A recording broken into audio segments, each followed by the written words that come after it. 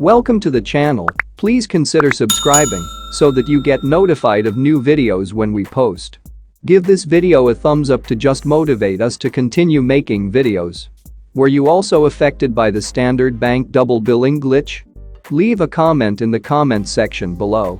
Let's get into today's video.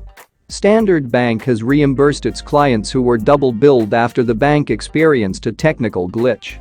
The bank said a small percentage of transactions processed through point-of-sale devices and on e-commerce sites were impacted. Standard Bank has reversed the transactions that were debited more than once and are in the process of reversing any associated fees. For the frustration caused, we sincerely apologize, the bank said. Earlier on Thursday, Standard Bank said it was aware that some of its clients were being charged twice for transactions because of the glitch.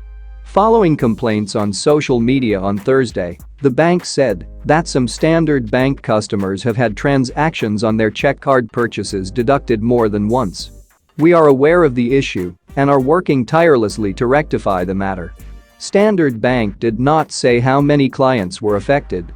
One user on social media tweeted the bank with a screenshot of the erroneous transactions ranging from 110 Rand to 800 Rand.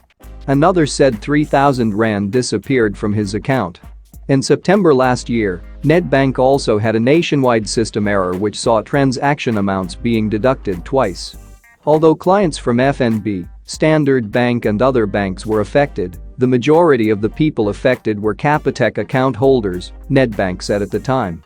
That's it for today's video. Remember to hit the thumbs up button and to subscribe. Catch you in the next video.